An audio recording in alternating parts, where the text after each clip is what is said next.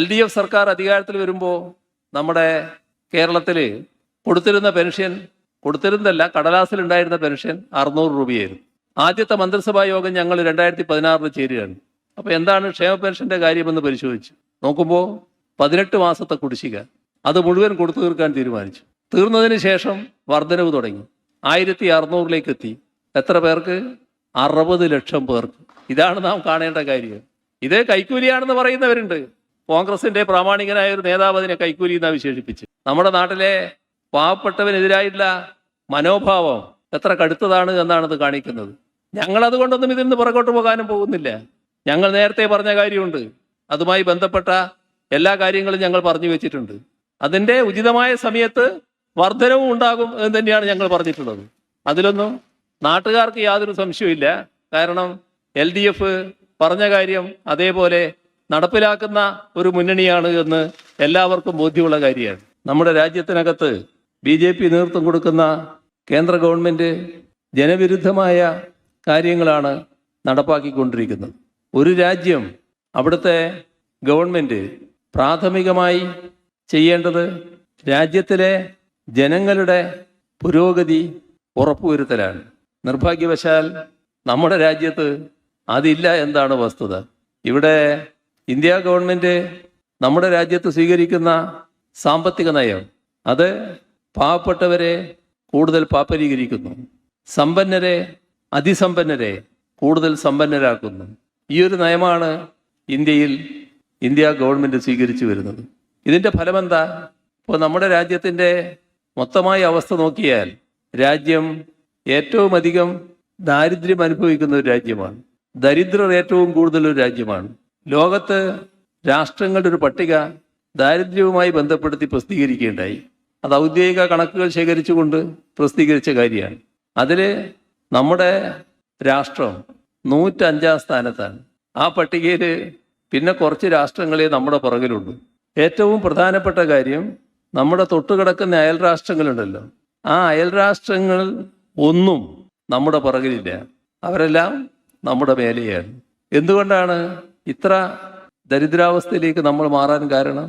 നമ്മുടെ സാമ്പത്തിക നയത്തിൻ്റെ ഭാഗമായി നമ്മുടെ രാജ്യത്ത് പാവപ്പെട്ടവരുടെ പാപ്പരീകരണമാണ് നടന്നുകൊണ്ടിരിക്കുന്നത്. പാവപ്പെട്ടവരുടെ, ദരിദ്രരുടെ എണ്ണം വർദ്ധിക്കുന്നു. അതേസമയം തന്നെ ദാരിദ്ര്യത്തിൻ്റെ ആക്കം കൂടുന്നു. ഇത് രണ്ടും സംഭവിക്കുകയാണ് ഇന്ത്യയിൽ. ഒരു പുരോഗതിയും ജനങ്ങളുടെ ജീവിത നിലവാരത്തിൽ പൊതുവെ ഉണ്ടാക്കാനാകുന്നില്ല. ഇതിൽ ഏതെങ്കിലും മാറ്റം വരുത്താൻ ഇന്ത്യ ഗവൺമെൻറ് തയ്യാറാണോ? നവ ഉദാരവൽക്കരണ നയം അംഗീകരിക്കുന്ന കാലത്തോളം ഈ നിലപാടാണ് തുടരുക. നവ ഉദാരവൽക്കരണ നയവും ആഗോളവൽക്കരണ നയവും അംഗീകരിച്ചാണ് BJP മുന്നോട്ട് പോകുന്നത്. പക്ഷെ ഇവിടെ നാം ഓർക്കേണ്ട ഒരു കാര്യം, ഈ നയം യഥാർത്ഥത്തിൽ BJPയുടെ നയമായിരുന്നില്ല. അതായത് നമ്മുടെ രാജ്യത്ത് BJP അധികാരത്തിൽ വരുന്നതിന് മുൻപ് തന്നെ നമ്മുടെ രാജ്യം ഈ നയം അംഗീകരിച്ചു. അത് കോൺഗ്രസിൻ്റെ നേതൃത്വത്തിലാണ്.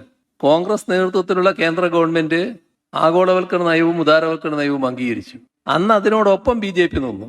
ഇടതുപക്ഷം അന്നേ അതിൻ്റെ ആപത്ത് ചൂണ്ടിക്കാട്ടി. എന്താ ഇപ്പോൾ അനുഭവം? രാജ്യത്തിൻ്റെ നിലത്തെല്ലെങ്കിലും മെച്ചപ്പെട്ടോ? എല്ലാ അർത്ഥത്തിലും നമ്മൾ പുറകോട്ട് പോയില്ലേ? ജനങ്ങളുടെ ജീവ നിലവാരം തകരുന്ന അവസ്ഥയുണ്ടായില്ലേ? ഒരു കൂട്ടം അതിസമ്പന്നരുണ്ടായി എന്നുള്ളത് കൊണ്ട് മാത്രം രാജ്യം മെച്ചപ്പെടുവോ? രാജ്യത്തിൻ്റെ പൊതുവായ ജീവ നിലവാരം മെച്ചപ്പെടണ്ടേ? ഈ കാര്യത്തിൽ നമ്മൾ തീർത്തും ദയനീയ സ്ഥിതിയിലാണ്.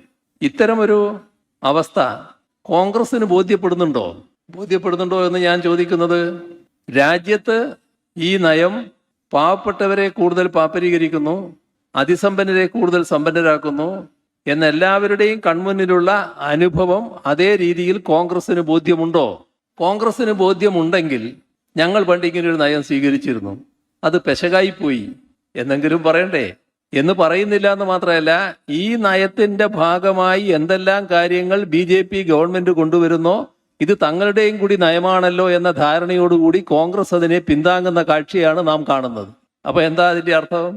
ഇപ്പൊ രാജ്യത്തിന്റെ ഭരണത്തിന് നേതൃത്വം കൊടുക്കുന്ന BJP ആയാലും ഇപ്പൊ പ്രതിപക്ഷത്തിരിക്കുന്ന കോൺഗ്രസ് ആയാലും രണ്ടിനും ഒരേ സാമ്പത്തിക നയമാണ്.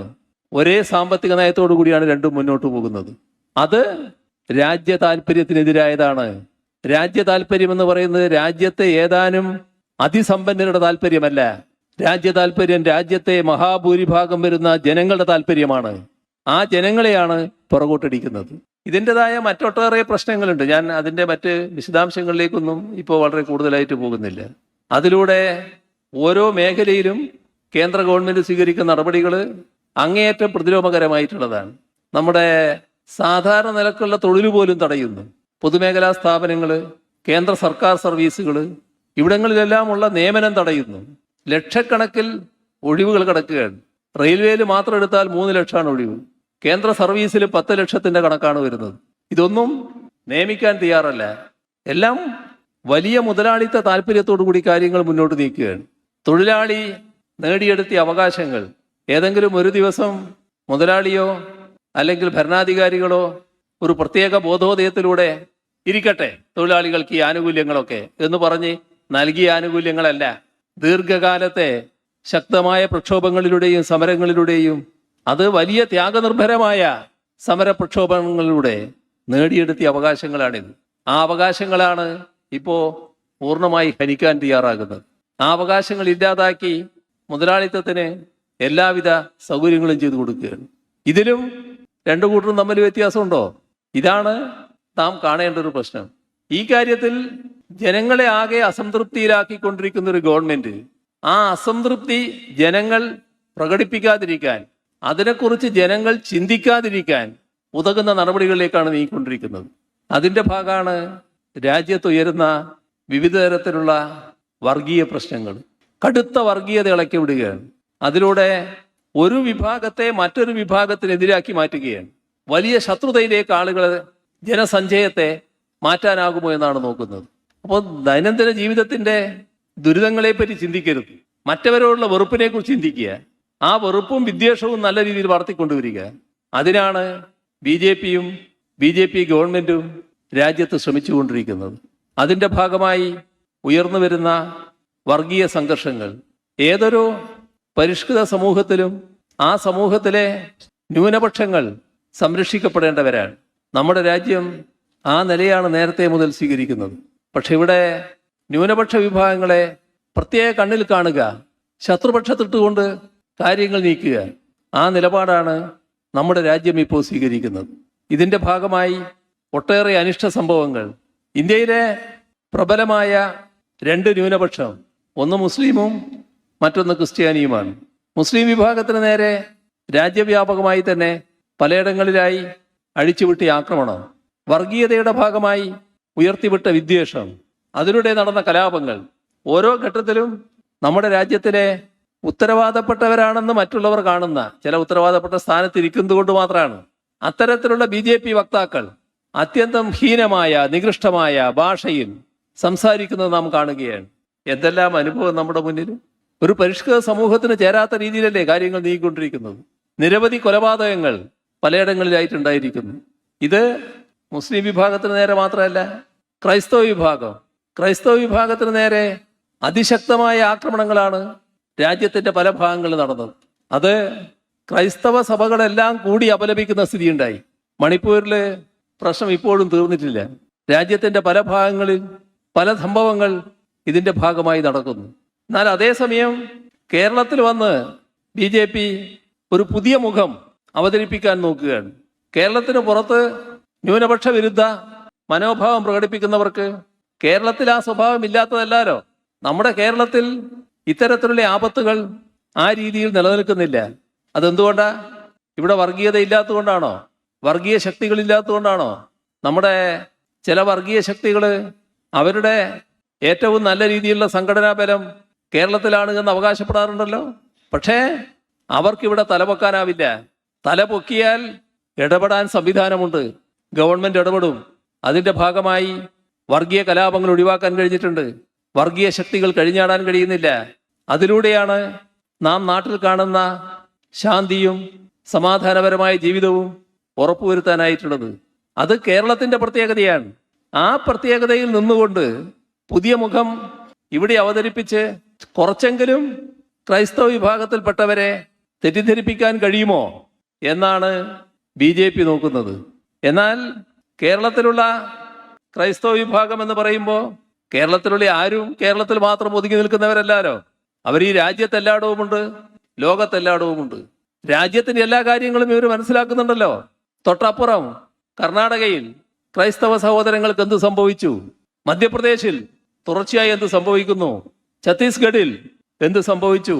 നമ്മുടെ ഇവിടുന്ന് പോയി സാധാരണഗതിയിൽ വിശുദ്ധമായ രീതിയിൽ സഭാപ്രവർത്തനം നടത്തുന്ന ചില വ്യക്തികൾക്ക്, ചില സഭയിലെ പിതാക്കന്മാർക്ക് അനുഭവിക്കേണ്ടി വന്ന പീഡനം, അവിടുത്തെ ഫാദർമാർക്ക് അനുഭവിക്കേണ്ടി വന്ന പീഡനം, ഇതെല്ലാം മനസ്സിലാക്കുന്നില്ലേ കേരളത്തിലുള്ള ക്രൈസ്തവരും?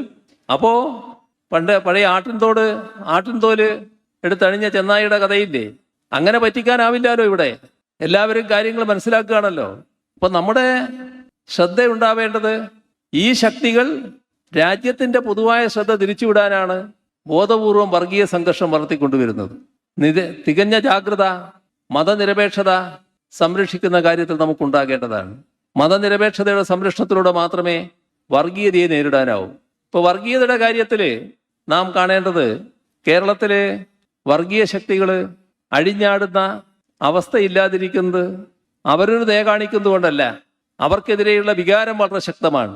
അപ്പോൾ വർഗീയതയോട് വിട്ടുവീഴ്ചയില്ലാത്ത സമീപനം സ്വീകരിക്കാനാവണം. മതനിരപേക്ഷമാണ് എന്ന് പറഞ്ഞതുകൊണ്ട് മാത്രം അത് പോരാ. ഇപ്പൊ മതനിരപേക്ഷമാണ് എന്ന് അവകാശപ്പെടുക, അതേസമയം വർഗീയതയുമായി ബന്ധം സ്ഥാപിക്കുക. എന്താ അതിൻ്റെ അർത്ഥം? അല്ലെങ്കിൽ എന്താണ് അതിൻ്റെ ഫലം? നിങ്ങൾ ബന്ധം സ്ഥാപിക്കുന്ന വർഗീയ ശക്തി ഏതാണോ അവർക്ക് അതിലൂടെ നല്ല അവസരം ലഭിക്കുകയാണ്. കൂടുതൽ ആളുകളുമായി ബന്ധപ്പെടാനുള്ള അവസരം ലഭിക്കുകയാണ്. അത് അവർ മുതലാക്കുകയാണ്. അവരുടെ വളർച്ചക്കാണ് സഹായം ചെയ്തു കൊടുക്കുന്നത്. വർഗീയതയുടെ വളർച്ചയ്ക്ക് സഹായം ചെയ്തു കൊടുക്കുന്ന രീതി അങ്ങനെ സ്വീകരിക്കാൻ പാടുണ്ടോ? ഇപ്പോ കേരളത്തിലൊരു തെരഞ്ഞെടുപ്പ് നടക്കുന്നുണ്ട്. ആ തെരഞ്ഞെടുപ്പാണല്ലോ നിലമ്പൂരിൽ നടക്കുന്നത്. ആ തെരഞ്ഞെടുപ്പിൽ എന്താണ് കോൺഗ്രസും ലീഗും UDF ചെയ്യുന്നത്? അവര് ഇപ്പോ ജമാഅത്തെ ഇസ്ലാമിയെ കൂട്ടുപിടിച്ചിരിക്കുകയാണ്. പരസ്യമായ കൂട്ട് ജമാഅത്തെ ഇസ്ലാമിയുമായിട്ട്, രഹസ്യമായി മറ്റു നീക്കങ്ങൾ. ഇത് 4 വോട്ടിന് വേണ്ടി എന്തും ചെയ്യാമെന്ന നില സ്വീകരിക്കാമോ? അത് ഗുണകരമായ കാര്യമല്ലാലോ, നാടിന് ഗുണകരമല്ലാലോ, നിങ്ങൾക്ക് ഗുണകരമല്ലാലോ. കോൺഗ്രസ് അനുഭവത്തിൽ നിന്ന് കാര്യങ്ങൾ പഠിക്കുന്നുണ്ടോ? ഇപ്പൊ കോൺഗ്രസ് ആയിരുന്നില്ലേ നമ്മുടെ രാജ്യത്തെ ഏറ്റവും പ്രധാനപ്പെട്ട രാഷ്ട്രീയ ശക്തി? എങ്ങനെയാണ് BJPക്ക് കോൺഗ്രസിന്റെ കേന്ദ്രങ്ങളിൽ വലിയ തോതിൽ കടന്നു കയറാൻ കഴിഞ്ഞത്? എന്താണ് തങ്ങളുടെ ഭാഗത്ത് സംഭവിച്ചത് എന്നത് എപ്പോഴെങ്കിലും കോൺഗ്രസ് പരിശോധിക്കുന്നുണ്ടോ? കോൺഗ്രസ് മതനിരപേക്ഷതയുടെ ഭാഗത്ത് നിൽക്കുമ്പോൾ ആ മതനിരപേക്ഷതയുടെ നിലപാടുകളിലെ എല്ലാ കാര്യത്തിലും സ്വീകരിക്കേണ്ടത്. മതനിരപേക്ഷതയുടെ സംരക്ഷണം എന്നത് വർഗീയതയോട് വിട്ടുവീഴ്ചയില്ലാത്ത നിലപാടെടുത്തുകൊണ്ട് മാത്രമേ കഴിയൂ. എന്നാൽ കോൺഗ്രസ് ചെയ്തത് എന്താ? വർഗീയതയുമായി സമരസപ്പെട്ടു, വിവിധ ഘട്ടങ്ങളിൽ സമരസപ്പെട്ടു. കോൺഗ്രസിനകത്ത് തന്നെ ചിലര് വർഗീയതയുടെ ഭാഗമായി നമ്മുടെ ഭൂരിപക്ഷ വർഗീയതയുടെ വക്താക്കള് സ്വീകരിക്കുന്ന നിലപാട് അതിനേക്കാളും കടുപ്പിച്ച് സ്വീകരിക്കാൻ തയ്യാറുള്ളവർ കോൺഗ്രസ് നേതൃത്വത്തിലാകാം എന്ന് നില വന്നില്ലേ? അങ്ങനെയെല്ലാം താതാത്മ്യം പ്രാപിക്കുകയായിരുന്നില്ലേ? എന്താണ് അതുകൊണ്ട് സംഭവിച്ചത്? വർഗീയതയുടെ ശരിയായ വക്താക്കളായി, ഭൂരിപക്ഷ വർഗീയതയുടെ വക്താക്കളായ RSSും BJPയും നിലകൊള്ളുന്നു. അവരേ പാർട്ടി. വർഗീയതയുമായി സമരസപ്പെട്ടുകൊണ്ട് കോൺഗ്രസിൽ ഒരു ഭാഗം B പാർട്ടി. പിന്നെ എന്തിനാ നിങ്ങൾ B പാർട്ടിയായി നിൽക്കുന്നത്? നേരെ A പാർട്ടി പോയാൽ പോരെ? ഇതല്ലേ കോൺഗ്രസ്സുകാർ തന്നെ ചിന്തിച്ചത്. നിങ്ങൾ ആശയപരമായി കോൺഗ്രസിനെ ബലപ്പെടുത്തിയില്ലാലോ, വർഗീയതക്കെതിരെ ചിന്തിപ്പിച്ചില്ലാലോ, വർഗീയതക്കെതിരെ നിലപാടെടുപ്പിച്ചില്ലാലോ. മതനിരപേക്ഷതയുടെ സംരക്ഷണത്തിന് വർഗീയതയെ ദുർബലപ്പെടുത്തണം, വർഗീയതക്കെതിരായി ഉറച്ച നിലപാട് വേണം എന്ന് നിങ്ങൾ പഠിപ്പിച്ചില്ലാലോ. ഫലമെന്തായി? നിങ്ങളെ കാലിൻ്റെ അടിയിലെ മണ്ണ് ചോർന്നു. നിങ്ങളെ കൂടെയുള്ള ആളുകൾ അപ്പുറത്ത് പോയി. കൂടെയുള്ളവർ മാത്രമാണോ? നിങ്ങളുടെ നേതൃനിരയിലുള്ള കേന്ദ്രമന്ത്രിമാര്, AICCയുടെ നേതാക്കള്, സംസ്ഥാന പ്രസിഡന്റുമാര്, സംസ്ഥാന മുഖ്യമന്ത്രിമാര്, ഒരു വലിയ നിര കോൺഗ്രസിന്റെ പഴയ നേതാക്കൾ, പുതിയ നേതാക്കളും BJPയുടെ നേതൃനിരയായി മാറിയിരിക്കുന്നു. ഈ കാര്യം അതിൻ്റെതായ ഗൗരവത്തിൽ ഉൾക്കൊള്ളാൻ കോൺഗ്രസ് എപ്പോഴെങ്കിലും തയ്യാറായിട്ടുണ്ടോ? അങ്ങനെ തയ്യാറായിരുന്നുവെങ്കിൽ വർഗീയതക്കെതിരെ ഉറച്ച നിലപാടെടുക്കുമല്ലോ. വർഗീയതക്കെതിരെ ഉറച്ച നിലപാട് ഇപ്പോഴും എടുക്കുന്നില്ലല്ലോ. ഇപ്പൊ നിങ്ങൾ കേരളത്തിലെ അനുഭവം നോക്കിക്കോ. കേരളത്തിലെ അവർക്ക് ആരാണ് ഏറ്റവും പ്രധാന ശത്രു? വർഗീയതയടക്കം കൂട്ടുപിടിച്ച് CPIMനെയും LDFനെയും നേരിടണമെന്നല്ലേ കാണുന്നത്? അതല്ലേ കേരളത്തിൽ ഇപ്പോൾ കാണുന്ന യാഥാർത്ഥ്യം. അപ്പൊ എവിടത്തേക്കാണ് അവർ പോകുന്നത്? കൂടുതൽ കൂടുതൽ നാശത്തിലേക്ക്. ഇത് തിരിച്ചറിയാൻ നമുക്ക് കഴിയേണ്ടതായിട്ടുണ്ട്. നമ്മുടെ നാട് എല്ലാ കാര്യങ്ങളിലും വ്യത്യസ്തമായ നിലയാണ് സ്വീകരിച്ചു പോകുന്നത്. ഇപ്പോൾ നേരത്തെ ദാരിദ്ര്യത്തിൻ്റെ കാര്യം പറഞ്ഞല്ലോ. ദാരിദ്ര്യം രാജ്യത്ത് വലിയ തോതിൽ പെരുകിയിരിക്കുന്നു. നമ്മുടെ കേരളത്തിൽ നേരത്തെ നീതി ആയോഗ് പറഞ്ഞത് കേരളമാണ് ഏറ്റവും ദാരിദ്ര്യം കുറഞ്ഞ സംസ്ഥാനമെന്നാണ്. എന്തുകൊണ്ടാണ് അങ്ങനെയൊരു നിലയുണ്ടായത്? നാം ഇവിടെ സ്വീകരിക്കുന്നത് ആഗോളവൽക്കരണ ഉദാരവൽക്കരണ നയമല്ല. ഇപ്പൊ 2011 മുതൽ 2016 വരെയുള്ള കാലം കേരളത്തിൽ UDF ഗവൺമെന്റ് അധികാരത്തിൽ. ആ ഘട്ടത്തിൽ 2 ഗവൺമെന്റുകൾ കേന്ദ്രത്തിൽ അധികാരത്തിലുണ്ടായി. ഒന്ന് കോൺഗ്രസ് ഗവൺമെന്റ് മൻമോഹൻ സിംഗിന്റെ നേതൃത്വത്തിൽ, രണ്ടാമത്തത് നരേന്ദ്രമോദിയുടെ നേതൃത്വത്തിലുള്ള BJP ഗവൺമെന്റ്. ഈ 2 ഗവൺമെന്റും തുറന്നു വന്ന നയം ആഗോളവൽക്കരണ ഉദാരവൽക്കരണ നയമായിരുന്നു.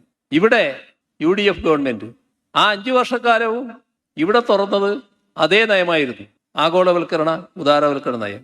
ഇതിന്റെ ഭാഗമായി നമ്മുടെ കേരളം തകർന്ന് എത്രത്തോളമായിരുന്നു എന്ന് നമ്മുടെ അനുഭവത്തിലുള്ളതാണ്. എങ്ങനെയാണ് 2016 ശേഷം കേരളത്തിന് മാറ്റങ്ങൾ സൃഷ്ടിക്കാനായത്? LDF പറഞ്ഞു ഞങ്ങളൊരു ബദൽ നയമാണ് നടപ്പാക്കുക, ഇതിൽ നിന്ന് വ്യത്യസ്തമായ നയം. അത് ആഗോളവൽക്കരണ നയമല്ല, ഉദാരവൽക്കരണ നയമല്ല, വ്യത്യസ്തമായ നയം. ആ ബദൽ നയം ജനാഭിമുഖ്യമുള്ളതാണ്, ജനങ്ങളെ കണ്ടുകൊണ്ടുള്ളതാണ്. അതിനുതകുന്ന നടപടികൾ ഇവിടെ സ്വീകരിക്കപ്പെട്ടു. അതിലൂടെ മാറ്റമുണ്ടായില്ലേ? ഇപ്പോ കേരളത്തിലെ പൊതുവിതരണ രംഗം ഏറ്റവും ഭദ്രമായി ശക്തമായി നടക്കുന്ന സംസ്ഥാനം കേരളമാണ്. അത് മാർക്കറ്റിലുള്ള ഇടപെടലാണ്. വിലക്കയറ്റം തടുത്തു നിർത്താൻ വളരെ സഹായകരമാണ്. രാജ്യത്ത് വിലക്കയറ്റം ഏറ്റവും കുറവുള്ള സംസ്ഥാനം എന്നാണ് ഒരു ഘട്ടത്തിൽ നീതി ആയോഗ് കണക്കാക്കിയത്. ഇതിന്റെ ഭാഗമാണ്, ജനങ്ങളെ കണ്ടുകൊണ്ട് ഇടപെടലിന്റെ ഭാഗമാണത്. ഇവിടെ വ്യത്യാസം നോക്കണം. രാജ്യത്ത് എല്ലായിടവും ദരിദ്രരുണ്ട്, കേരളത്തിലുമുണ്ട്. പരമദരിദ്രർ എല്ലായിടവും ഉണ്ട്. നമ്മുടെ കേരളത്തിൽ 0.7%, നേരത്തെയുള്ള കണക്കാണ്, ഇപ്പോൾ ഉള്ളതല്ല, എന്ന് വെച്ചാൽ 64,006 കുടുംബങ്ങൾ അവരെ കണക്കെടുത്തപ്പോൾ. 0.7 എന്നൊക്കെ പറഞ്ഞാൽ ഏത് ഭരണ സംവിധാനത്തിനും അതങ്ങ് അവഗണിക്കാം, അത്രയല്ലേ ഉള്ളൂ. പക്ഷെ അതല്ല LDF ചെയ്തത്. LDF അത് ഗൗരവമായി കണ്ടു. എത്ര എന്നുള്ളതല്ല, ദരിദ്രാവസ്ഥയുണ്ടോ എന്നുള്ളതാണ് പ്രശ്നം. ആ പരമദരിദ്രാവസ്ഥയിൽ നിന്ന് അവരെ ഒഴിവാക്കണം, അതിനാവശ്യമായ പിന്തുണ നൽകണം. ഇതാണ് LDFന്റെ നയം. സർക്കാർ നടപ്പാക്കൽ ആരംഭിച്ചു. ഇപ്പോ ഞങ്ങൾ 3 വർഷം മുൻപ് ലക്ഷ്യമിട്ടു, ഈ വരുന്ന നവംബർ 1 കേരളം രാജ്യത്തിന് മുന്നിൽ അഭിമാനകരമായി പറയാൻ കഴിയണം, കേരളത്തിൽ ഒരു കുടുംബവും അതിദരിദ്ര കുടുംബമില്ല എന്നുള്ളത്. ആ തരത്തിലുള്ള തയ്യാറെടുപ്പുകളാണ് കേരളം നടത്തിക്കൊണ്ടിരിക്കുന്നത്. സംശയമില്ല, നവംബർ 1 ആ പ്രഖ്യാപനം നടത്താൻ നമുക്ക് കഴിയും. നമ്മുടെ രാജ്യത്ത് കുറേ സംസ്ഥാനങ്ങളില്ലേ, അവിടെയെല്ലാം ഉള്ള പരമദരിദ്രരുടെ എണ്ണം വളരെ കൂടുതലല്ലേ, ഇത്ര ചെറുതല്ല. വല്ലവരും വല്ല ആലോചനയും അവരെ കുറിച്ച് നടത്തിയോ? എന്താണ് നടത്താത്തത്? അവിടെയാണ് നയത്തിന്റെ പ്രശ്നം, ഭരിക്കുന്നവരുടെ നയത്തിന്റെ പ്രശ്നം. ഇവിടെ LDFന് നയമുണ്ട്, അത് ജനങ്ങളോട് പ്രതിബദ്ധതയുള്ളതാണ്, പാവപ്പെട്ടവരോട് പ്രതിബദ്ധതയുള്ളതാണ്. അതിന്റെ ഭാഗമായുള്ള നയമാണ് ഇവിടെ നടപ്പാക്കുന്നത്. അതിന്റെ ഭാഗമായുള്ള മാറ്റം കാണാൻ കഴിയും. എന്നാൽ രാജ്യത്ത് അങ്ങനെയല്ല. ഇതൊഴികെ മറ്റ് സംസ്ഥാനങ്ങൾ എടുത്തു നോക്കൂ. BJP ഭരിക്കുന്ന സംസ്ഥാനങ്ങളായാലും രാജ്യമാകെ BJP, സംസ്ഥാനങ്ങൾ കുറെ BJPയുടെ കൂടെയുള്ളവർ, കോൺഗ്രസ് അടക്കം മറ്റുള്ളവർ. ഈ ആഗോളവൽക്കരണ ഉദാരവൽക്കരണ നയം അംഗീകരിക്കാത്ത ഏതെങ്കിലും സംസ്ഥാനമുണ്ടോ? അവിടെയാണ് നാം വേറിട്ട് നിൽക്കുന്നത്. ആ വേറിട്ട് നിൽക്കലിലൂടെയാണ് നമുക്ക് മെച്ചപ്പെടാൻ കഴിഞ്ഞിട്ടുള്ളത്. നമ്മൾ പുറകോട്ട് പോവുകയല്ല ചെയ്തത്. നമ്മുടെ ഒരുപാട് എതിർപ്പുകൾ, നമ്മളെ ഒറ്റപ്പെടുത്താനുള്ള നീക്കങ്ങൾ, പ്രതിസന്ധിയിലാക്കാനുള്ള നീക്കങ്ങളെല്ലാം നമുക്ക് നേരിടേണ്ടി വന്നല്ലോ. ഓരോ നാടിനും അഭിമുഖീകരിക്കേണ്ടി വന്നിട്ടില്ലാത്ത ദുരന്തം പല ഘട്ടങ്ങളിലായി നമുക്ക് അനുഭവിക്കേണ്ടി വന്നു. പക്ഷെ അനുഭവിച്ച ദുരന്തത്തെക്കാളും വലിയ ദുരന്തം എന്താ? നമ്മളെ സഹായിക്കാൻ തയ്യാറായില്ല എന്നുള്ളതാണ്. ഏതൊരു നാടും ഏതൊരു സംസ്ഥാനവും ദുരന്തത്തിൽപ്പെട്ട് പ്രതിസന്ധിയിലായാൽ ആ സംസ്ഥാനത്തെ കേന്ദ്ര ഗവൺമെന്റ് സഹായിക്കണമെന്ന് നമ്മുടെ ഭരണഘടനയിലുള്ള വ്യവസ്ഥയാണ്. രാജ്യത്തെ എല്ലാ സംസ്ഥാനങ്ങൾക്കും ആ സഹായം ലഭിച്ചിട്ടുണ്ട്, നമുക്ക് മാത്രമില്ല, കേരളത്തിന് മാത്രമില്ല. ഇതാണ് അവസ്ഥ. ഞാനതിന്റെ പട്ടികയൊന്നും ഇപ്പോൾ എടുത്തു നേരത്തില്ല. മഹാപ്രളയം, നൂറ്റാണ്ടിലെ മഹാപ്രളയം, നാടാകെ തകർന്നു പോകുന്നു. സഹായിക്കാൻ ചില നല്ല മനസ്സുള്ള രാഷ്ട്രങ്ങൾ തയ്യാറായി. കേന്ദ്ര ഗവൺമെന്റ് അറിയിച്ചപ്പോൾ ഞങ്ങൾ സഹായം സ്വീകരിക്കില്ല എന്ന മറുപടി. ഇതേ പ്രധാനമന്ത്രി ഗുജറാത്തിൽ മുഖ്യമന്ത്രിയായിരിക്കുമ്പോൾ ദുരന്തം നേരിടുന്നതിന് രാജ്യത്തിന്റെ സഹായവും രാജ്യത്തിന് പുറത്തുനിന്നുള്ള സഹായവും സ്വീകരിച്ചിട്ടുണ്ട്. അവിടെയാകാം, കേരളത്തിൽ പറ്റില്ല. ഇപ്പോ കേരളത്തിന് പറ്റില്ല എന്ന് പറഞ്ഞ പഴയ ഗുജറാത്ത് മുഖ്യമന്ത്രി പ്രധാനമന്ത്രിയായിരിക്കുമ്പോൾ അദ്ദേഹം പ്രധാനമന്ത്രി സ്ഥാനത്ത് തുറന്നുകൊണ്ട് തന്നെ മഹാരാഷ്ട്രയിൽ വിദേശ സഹായം സ്വീകരിക്കാമെന്ന് പറയുന്നു. മഹാരാഷ്ട്രക്കാകാം, കേരളത്തിന് പറ്റില്ല. ഇതല്ലേ നില? ഏതെല്ലാം തരത്തിൽ നമ്മെ സാമ്പത്തികമായി ഞെരുക്കാൻ നോക്കി. അർഹതപ്പെട്ട സഹായം നിഷേധിച്ചു എന്നുള്ളത് മാത്രമല്ല, ഓരോ സംസ്ഥാനത്തിനും നൽകേണ്ട വിഹിതമുണ്ട്, അതിൽ കുറവ് വരുത്തി. അതോടൊപ്പം തന്നെ നമ്മുടെ സംസ്ഥാനവും കേന്ദ്രവും കൂടി ചെലവിടുന്ന പണമുണ്ട്. ആ പണം, കേന്ദ്രത്തിന്റെ പണം നൽകാൻ വല്ലാത്ത കാലതാമസം ഉണ്ടാക്കി. നമുക്ക് വായ്പയെടുക്കാം, വായ്പക്ക് അനാവശ്യമായി ഇടപെട്ട് പരിധി വെട്ടിക്കുറച്ചു. നമ്മളെ ശ്വാസം മുട്ടിക്കലാണ് ഉദ്ദേശിച്ചത്. അത്തരമൊരു ഘട്ടത്തിലാണ് നാം സുപ്രീം കോടതിയെ അഭയം പ്രാപിച്ചത്. സുപ്രീം കോടതി അത് ഗൗരവമായി കണ്ടു. കേരളം ഉന്നയിക്കുന്നതിൽ ന്യായമായ വിഷയങ്ങളുണ്ട്, ഗൗരവമായി പരിശോധിക്കേണ്ടതാണ്. അത് ഭരണഘടനാ ബെഞ്ചിന് വിട്ടു പരിശോധിക്കുന്നതിനായി. ഇതല്ലേ അവസ്ഥ? ഇതെല്ലാം ആയിട്ടും നമ്മൾ തകരണമെന്ന് ഇവരാഗ്രഹിച്ചു. ഇവിടെ നോക്കണം, BJPക്ക് കേരളത്തോട് പ്രത്യേകമായ ഒരു വിരോധപരമായ സമീപനം. കാരണം അവരാഗ്രഹിക്കുന്ന രീതിയിൽ കേരളം അവരെ അംഗീകരിക്കുന്നില്ല. അതുകൊണ്ട് നാടിനോടും നാട്ടുകാരോടും വിരോധം. എന്താണ് കോൺഗ്രസിനും ലീഗിനും UDFനും പറ്റിയത്? ഈ ഘട്ടത്തിലെല്ലാം അവര് BJP ഗവൺമെന്റിനോടൊപ്പമല്ലേ നിന്നത്? കേരളത്തിന് ന്യായമായ അവകാശങ്ങൾ നിഷേധിക്കുമ്പോൾ അത് ശരിയല്ല എന്ന് പറയാൻ ഇവരാരെങ്കിലും തയ്യാറായോ? പാർലമെന്റിൽ ആ ഘട്ടത്തിൽ നിരനിരയായി നമ്മുടെ കേരളത്തിൽ നിന്നുള്ള UDF MPമാർ ഇരിക്കുകയല്ലേ. ഒരാള് അതിനെതിരെ ശബ്ദിച്ചോ? BJPക്ക് കേരള വിരോധം. നിങ്ങൾക്ക് എങ്ങനെ കേരള വിരോധം വന്നു? നിങ്ങൾക്കപ്പോ ഇവിടെ ഒന്നും നടക്കരുത് എന്നാണ് ചിന്ത. LDF അധികാരത്തിൽ, നാട് പുറകോട്ട് പോകണമെന്ന്. ആരധികാരത്തിലുണ്ട് എന്നുള്ളതാണോ പ്രശ്നം? നാട് മുന്നോട്ട് പോകണ്ടേ? കാലാനുസൃതമായി മുന്നോട്ട് പോകണ്ടേ? ആ മുന്നോട്ട് പോക്കിലൂടെയല്ലേ നാടിന് കൂടുതൽ കൂടുതൽ പുരോഗതി പ്രാപിക്കാൻ കഴിയുക. നമ്മുടെ വരും തലമുറ ആഗ്രഹിക്കുന്നതല്ലേ. അവർ കുറ്റപ്പെടുത്തുന്ന അവസ്ഥയിലേക്ക് നാടിനെ തള്ളിവിടാൻ പാടുണ്ടോ? ഏതായാലും ആ കാര്യത്തിൽ ചാരിതാർത്ഥ്യജനകമായ അന്തരീക്ഷം സൃഷ്ടിക്കാൻ നമുക്ക് കഴിഞ്ഞിട്ടുണ്ട്. എല്ലാ മേഖലയിലും നാട് നല്ലതുപോലെ അഭിവൃദ്ധിപ്പെട്ടിരിക്കുകയാണ്. ചിലത് അസാധ്യമെന്ന് കരുതിയിട്ടുണ്ടായിരുന്നു. ഇന്ന് ഒന്നും അസാധ്യമാണ് എന്ന് നമ്മുടെ നാട്ടിൽ ആരും കരുതുന്നില്ല. എല്ലാം സാധ്യമാകുന്നതേ ഉള്ളൂ എന്ന ചിന്തയിലാണ് നാട്ടുകാർ. അത് 9 വർഷത്തെ LDF ഭരണത്തിലൂടെ ഉണ്ടായ ഒരു പ്രതീതിയാണ്.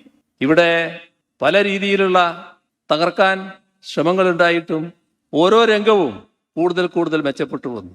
ക്ഷേമപ്രവർത്തനങ്ങൾ നേരത്തെ LDF സർക്കാർ അധികാരത്തിൽ വരുമ്പോൾ നമ്മുടെ കേരളത്തിൽ കൊടുത്തിരുന്ന പെൻഷൻ, കൊടുത്തിരുന്നതല്ല, കടലാസിലുണ്ടായിരുന്ന പെൻഷൻ 600 രൂപയായിരുന്നു. ആദ്യത്തെ മന്ത്രിസഭാ യോഗം ഞങ്ങൾ 2016 ചേരുകയാണ്. അപ്പോൾ എന്താണ് ക്ഷേമ പെൻഷന്റെ കാര്യമെന്ന് പരിശോധിച്ചു നോക്കുമ്പോൾ 18 മാസത്തെ കുടിശ്ശിക, അത് മുഴുവൻ കൊടുത്തു തീർക്കാൻ തീരുമാനിച്ചു. തീർന്നതിന് ശേഷം വർധനവ് തുടങ്ങി. 1600 എത്തി. എത്ര പേർക്ക്? 60 ലക്ഷം പേർക്ക്. ഇതാണ് നാം കാണേണ്ട കാര്യം. ഇത് കൈക്കൂലിയാണെന്ന് പറയുന്നവരുണ്ട്. കോൺഗ്രസിന്റെ പ്രാമാണികനായ ഒരു നേതാവ് അതിനെ കൈക്കൂലി എന്നാ വിശേഷിപ്പിച്ച്. നമ്മുടെ നാട്ടിലെ പാവപ്പെട്ടവനെതിരായിട്ടുള്ള മനോഭാവം എത്ര കടുത്തതാണ് എന്നാണത് കാണിക്കുന്നത്. ഞങ്ങൾ അതുകൊണ്ടൊന്നും ഇതിൽ നിന്ന് പുറകോട്ട് പോകാനും പോകുന്നില്ല. ഞങ്ങൾ നേരത്തെ പറഞ്ഞ കാര്യമുണ്ട്, അതുമായി ബന്ധപ്പെട്ട എല്ലാ കാര്യങ്ങളും ഞങ്ങൾ പറഞ്ഞു വെച്ചിട്ടുണ്ട്. അതിൻ്റെ ഉചിതമായ സമയത്ത് വർധനവും ഉണ്ടാകും എന്ന് തന്നെയാണ് ഞങ്ങൾ പറഞ്ഞിട്ടുള്ളത്. അതിലൊന്നും നാട്ടുകാർക്ക് യാതൊരു സംശയമില്ല. കാരണം LDF പറഞ്ഞ കാര്യം അതേപോലെ നടപ്പിലാക്കുന്ന ഒരു മുന്നണിയാണ് എന്ന് എല്ലാവർക്കും ബോധ്യമുള്ള കാര്യമാണ്. നമ്മുടെ നാട്ടിലെ നമ്മുടെ കൂടെ കഴിയുന്ന സഹോദരങ്ങൾ ഒരു വീട് സ്വപ്നം കണ്ട് ആ സ്വപ്നത്തോടെ മണ്ണടിഞ്ഞു പോയവർ ധാരാളമാണ്. അതാണ് ലൈഫ് മിഷനിലൂടെ പരിഹരിക്കാൻ നാം നോക്കിയത്. 5 ലക്ഷം വീടായിരുന്നു അന്ന് കണക്കാക്കിയത്. ഇപ്പം എത്രയായി? 4.5 ലക്ഷത്തിലധികം വീടുകൾ പണി പൂർത്തിയായി അവിടെ ആളുകൾ താമസിക്കുകയാണ്. ബാക്കിയുള്ളവ അടുത്ത മാസങ്ങൾ കൊണ്ട് പൂർത്തിയാകും. നമ്മുടെ കേരളത്തിലെ കർഷകരും മറ്റുള്ളവരും ഭൂമിയുടെ അവകാശം കയ്യിൽ കിട്ടാൻ വേണ്ടി ആയിരങ്ങൾ പതിനായിരങ്ങൾ കാത്തു നിൽക്കുന്നുണ്ട്. LDF അത് ഗൗരവമായിട്ടാണ് കണ്ടത്. ഈ 9 വർഷം കൊണ്ട് 4 ലക്ഷത്തിലധികം പട്ടയങ്ങളാണ് കർഷകർക്ക് നൽകിയത്. അവിടെ നിർത്തുന്നില്ല. അടുത്തൊരു വർഷം കൊണ്ട് 1 ലക്ഷം പട്ടയം കൂടി നൽകാനുള്ള തയ്യാറെടുപ്പിലാണ് കേരളം നിൽക്കുന്നത്. നമ്മുടെ നാടിൻ്റെ മുഖച്ഛായ തന്നെ മാറുകയാണ് പല പദ്ധതികൾ വരുമ്പോൾ. അതോടൊപ്പം ഇവിടെ വ്യവസായത്തിന് പറ്റിയ നാടല്ല എന്നൊരു പ്രതീതി ഉണ്ടായിരുന്നു. അത് വസ്തുതയായിരുന്നു. നമ്മുടെ രാജ്യത്തെ സംസ്ഥാനങ്ങളെ കണക്കെടുത്താൽ വ്യവസായ സൗഹൃദ കാര്യത്തിൽ നമ്മൾ വളരെ പിറകിലായിരുന്നു. എല്ലാ കാലത്തും അവസ്ഥ അതായിരുന്നു. 2016 LDF ആലോചിച്ചു, അങ്ങനെ നാട് പിറകിൽ നിൽക്കാൻ പാടില്ലല്ലോ, നല്ല രീതിയിൽ മുന്നോട്ട് വരണമല്ലോ, എങ്ങനെ ഇത് മാറ്റിയെടുക്കാം? ആ ശ്രമത്തിലേക്ക് ഞങ്ങൾ കടന്നു. ആ ശ്രമം നടന്നപ്പോൾ ആദ്യം ഞങ്ങൾ ചെയ്തത് അതുമായി ബന്ധപ്പെട്ടവരെയെല്ലാം വിളിച്ചുകൂട്ടി. വ്യവസായികള്, ഉദ്യോഗസ്ഥര്, അതുമായി ബന്ധപ്പെട്ടിട്ടുള്ള മറ്റുള്ളവർ, ചില ടെക്നോക്രാറ്റ്സ്, എന്തിനധികം പറയുന്നു, ഓഡിറ്റ് ചെയ്യുന്ന ചാർട്ടേഡ് അക്കൗണ്ടന്റുമാര് വരെ വിവിധ തലങ്ങളിലുള്ളവരെ വിളിച്ചു ചേർത്തു, ചർച്ച ചെയ്തു. അവർക്കെല്ലാം ഉള്ള അഭിപ്രായങ്ങൾ അവർ പറഞ്ഞു. ഗവൺമെന്റ് സ്വീകരിക്കേണ്ട നടപടി ഉണ്ടായിരുന്നു. ചില നിയമങ്ങൾ പരിഷ്കരിക്കണം, അതേപോലെ തന്നെ ചട്ടങ്ങൾ മാറ്റണം. അത് ഗവൺമെന്റ് ചെയ്തു. മറ്റൊരു കാര്യം, പൊതുവെയുള്ള കേരളത്തിനൊരു മാനസിക ഘടനയായിരുന്നു. ആ മാനസിക ഘടനയിൽ മാറ്റം വരണമായിരുന്നു. ആ മാനസിക ഘടനയിൽ മാറ്റം വരാനുള്ള ഫലപ്രദമായ ഇടപെടലുകൾ നടന്നു. ഇങ്ങനെ വന്നപ്പോൾ LDFന്റെ ആദ്യത്തെ ആ 2016 ഗവൺമെന്റിന്റെ കാലാവധി 2021 അവസാനിക്കുകയാണ്. 21 തെരഞ്ഞെടുപ്പിലേക്ക് പോകുന്നു. പക്ഷെ തെരഞ്ഞെടുപ്പിൽ ജനങ്ങൾ LDFന് കേരളത്തിന്റെ ചരിത്രം തിരുത്തിക്കൊണ്ട് 2ാം ഊഴം സമ്മാനിച്ചു. അപ്പോൾ എവിടെയാണോ നിർത്തിയത് അവിടുന്ന് തുടരാൻ കഴിഞ്ഞു. ആ തുടർച്ചയുടെ ഭാഗമായി നമ്മുടെ കേരളം രാജ്യത്തെ സംസ്ഥാനങ്ങളിൽ വ്യവസായ സൗഹൃദ അന്തരീക്ഷ കാര്യത്തിൽ 1ാം സ്ഥാനം കേരളത്തിന് എന്ന നില നേടാൻ കഴിഞ്ഞു. എന്താ താല്പര്യം ആളുകളുടെ? നമ്മുടെ നാട്ടിലേക്ക് വരുന്നതിനും വ്യവസായങ്ങൾ നടത്തുന്നതിനും. നിക്ഷേപ സംഗമം നമ്മൾ നടത്തിയപ്പോൾ കൊച്ചിയിൽ 1.5 ലക്ഷം കോടി രൂപയുടെ നിക്ഷേപ പത്രങ്ങളാണ് വലിയ ബഹുരാഷ്ട്ര കമ്പനികൾ അടക്കമുള്ള കമ്പനികളും സ്ഥാപനങ്ങളും വന്ന് ഒപ്പിട്ടത്. ഇപ്പൊ അത് 2ലേക്ക് എത്തുകയാണ്. അത് യാഥാർത്ഥ്യമാക്കാനുള്ള പ്രവർത്തനങ്ങൾ ടാസ്ക് ഫോഴ്സും മറ്റും രൂപീകരിച്ചുള്ള കാര്യങ്ങൾ നടക്കുകയാണ്. കേരളം വലിയ തോതിൽ മാറുന്നു. IT രംഗം മാറുന്നു, വിദ്യാഭ്യാസ മേഖല മാറിയിരിക്കുന്നു, ആരോഗ്യരംഗം വലിയ തോതിൽ ശക്തിപ്പെട്ടിരിക്കുന്നു. ഇതെല്ലാം എല്ലാവരും അംഗീകരിക്കുന്ന യാഥാർത്ഥ്യങ്ങളല്ലേ? ഉന്നത വിദ്യാഭ്യാസ രംഗമായിരുന്നു നമ്മൾ മറ്റൊന്ന് പുറകിൽ. ഇപ്പോഴോ ഉന്നത വിദ്യാഭ്യാസ രംഗം മെച്ചപ്പെടുത്താനുള്ള പ്രവർത്തനങ്ങൾ 2016 ആരംഭിച്ചു. ഊന്നൽ അന്ന് പൊതുവിദ്യാഭ്യാസ രംഗത്തായിരുന്നു. 2021 തുടർച്ച വന്നപ്പോൾ ഉന്നത വിദ്യാഭ്യാസ മേഖലക്കായി വലിയ ഊന്നൽ. ഉന്നത വിദ്യാഭ്യാസ മേഖലയെ കേരളത്തിന്റെ ഹബ്ബാക്കി മാറ്റും എന്ന നിലയാണ് എടുത്തത്. എന്തായി ഇപ്പോൾ? കേരളത്തിലെ സ്ഥാപനങ്ങൾ, ഉന്നത വിദ്യാഭ്യാസ സ്ഥാപനങ്ങൾ, നമ്മുടെ രാജ്യത്തെ ഉന്നത വിദ്യാഭ്യാസ സ്ഥാപനങ്ങൾ ഒരു പട്ടിക തയ്യാറാക്കിയാൽ അതിൽ ആദ്യത്തെ 100 എവിടെ ഉണ്ടായിരുന്നില്ല. ഇതായിരുന്നു കേരളത്തിന്റെ അവസ്ഥ. ഇപ്പോഴെന്താണെന്നറിയോ? യൂണിവേഴ്സിറ്റികൾ, ആ പൊതു യൂണിവേഴ്സിറ്റികൾ എടുത്താൽ ആദ്യത്തെ 1 ഡസനിൽ 3 എണ്ണം നമ്മുടേതാണ്, കേരളത്തിൻ്റെതാണ്. ആദ്യത്തെ 12-ൽ 3 എണ്ണം. 9ാം സ്ഥാനത്ത് കേരള യൂണിവേഴ്സിറ്റി, 10ാം സ്ഥാനത്ത് കൊച്ചിൻ യൂണിവേഴ്സിറ്റി, 11ാം സ്ഥാനത്ത് ഗാന്ധി യൂണിവേഴ്സിറ്റി, 43ാം സ്ഥാനത്ത് നമ്മുടെ കാലിക്കറ്റ് യൂണിവേഴ്സിറ്റി. മാറ്റമല്ലേ ഇത്? കോളേജുകൾ എടുത്താൽ രാജ്യത്തെ ആദ്യത്തെ 100 കോളേജ് 16 എണ്ണം കേരളത്തിൽ നിന്നുള്ളത്. മാറുകയാണ്. പുതിയ കോഴ്സുകൾ വരുന്നു, പുതിയ സാഹചര്യങ്ങൾ വരുന്നു, വലിയ തോതിലുള്ള സന്നാഹങ്ങൾ ഒരുക്കുന്നു, ലൈബ്രറിയും ലാബും എല്ലാം ആധുനിക രീതിയിൽ വരുന്നു. ഇതിന്റെ ഫലമായി വിദേശത്തടക്കമുള്ള വിദ്യാർത്ഥികൾ ഇങ്ങോട്ട് വരുന്നു. വലിയ തോതിൽ ഇവിടത്തേക്ക് അപേക്ഷ വരുന്നു. കാലത്തിനനുസരിച്ച് നമ്മുടെ നാട് മാറുന്നു. IT മേഖല വൻകുതിപ്പിൽ, സ്റ്റാർട്ടപ്പിന്റെ പറുദീസയായി കേരളം മാറി. എല്ലാം മാറ്റങ്ങളുടേതായ നിലയല്ലേ? നമുക്ക് ഇനിയും മുന്നേറേണ്ടതായിട്ടുണ്ട്. ഇതെല്ലാം ഈ തടസ്സങ്ങളുടെ ഇടക്ക് നമ്മെ ശ്വാസം മുട്ടിക്കാനുള്ള ശ്രമത്തിനിടക്കാണ് നടന്നത് എന്ന് നാം ഓർക്കണം. യഥാർത്ഥത്തിൽ കേരളത്തിന്റെ ആഭ്യന്തര ഉൽപാദനം വളരെ കൂടിയിരിക്കുകയാണ്. നല്ല പുരോഗതിയാണ് ആഭ്യന്തര ഉൽപാദന കാര്യത്തിൽ ഉണ്ടായിട്ടുള്ളത്. മാത്രമല്ല, നമ്മുടെ തനത് നികുതി വരുമാനം നല്ലതുപോലെ വർദ്ധിച്ചിരിക്കുന്നു. തനത് വരുമാനം നല്ലതുപോലെ വർദ്ധിപ്പിച്ചിരിക്കുന്നു. നമ്മുടെ കേരളത്തിൻ്റെതായ സാമ്പത്തിക നിലയെടുത്താൽ ഒരു സാമ്പത്തിക പ്രശ്നവും നമുക്കുണ്ടാകേണ്ടതായിട്ടില്ല. എന്നാൽ കേന്ദ്ര ഗവൺമെന്റ് സാമ്പത്തിക നിലയെ തകർക്കുന്നതിനുതകുന്ന നടപടികളുമായിട്ടാണ് മുന്നോട്ട് വരുന്നത്. അതാണ് നമുക്ക് പ്രയാസങ്ങൾ സൃഷ്ടിക്കുന്നത്. ആ പ്രയാസത്തിനടക്കം നമുക്കിതെല്ലാം ചെയ്യാൻ കഴിഞ്ഞത് നമ്മുടെ തനത് വരുമാനം, ആഭ്യന്തര ഉൽപാദനം വർദ്ധിപ്പിക്കാൻ കഴിഞ്ഞതുകൊണ്ടാണ്. അതുകൊണ്ട് തന്നെ നമ്മുടെ പ്രതിശീർഷ വരുമാനവും വലിയ തോതിൽ കുതിച്ചുയർന്നിരിക്കുന്നു. നാം ലക്ഷ്യമിടുന്നത് നവകേരളമാണ്. നവകേരളം എന്ന് പറയുമ്പോൾ നേരത്തെ നമ്മൾ പറഞ്ഞിട്ടുണ്ട്, സർവതല സ്പർശിയായ വികസനം, സാമൂഹ്യനീതി അധിഷ്ഠിതമായ വികസനം എന്ന് പറഞ്ഞാൽ എല്ലാ പ്രദേശങ്ങളും വികസനത്തിന്റെ സ്പർശമേൽക്കണം. എല്ലാ മനുഷ്യനും വികസനത്തിന്റെ സ്വാദ് അനുഭവിക്കണം. അവിടുന്ന് ഒരു പടി കൂടി കടന്നാണ് നമ്മളിപ്പോൾ പറയുന്നത് നവകേരളം. നവകേരളം എന്തുകൊണ്ട് ഉദ്ദേശിക്കുന്നത്? ലോകത്ത് വികസിത രാഷ്ട്രങ്ങളുണ്ട്. ആ വികസിത രാഷ്ട്രങ്ങളിലെ മധ്യവരുമാന രാഷ്ട്രങ്ങൾ, ആ മധ്യവരുമാന രാഷ്ട്രങ്ങളിലെ ജീവിത നിലവാര തോതിലേക്ക് കേരളത്തിന്റെ ജീവിത നിലവാര തോത് ഉയർത്തുക. ഇതൊരു സങ്കല്പമല്ല, വർത്തമാനകാല യാഥാർത്ഥ്യമാക്കാനാണ് നാം ശ്രമിക്കുന്നത്. ആ കാര്യങ്ങൾക്ക് എല്ലാവരുടെയും സഹായവും സഹകരണവും പിന്തുണയും തുടർന്നും ഉണ്ടാകണം. അതിനെല്ലാമുള്ള കേന്ദ്രമായി പൗലോസ് മാസ്റ്റർ സ്മാരക മന്ദിരം പ്രവർത്തിക്കട്ടെ എന്നുകൂടി ആശംസിച്ചുകൊണ്ട് അവസാനിപ്പിക്കുന്നു. നിങ്ങൾക്ക് എൻ്റെ അഭിവാദ്യങ്ങൾ.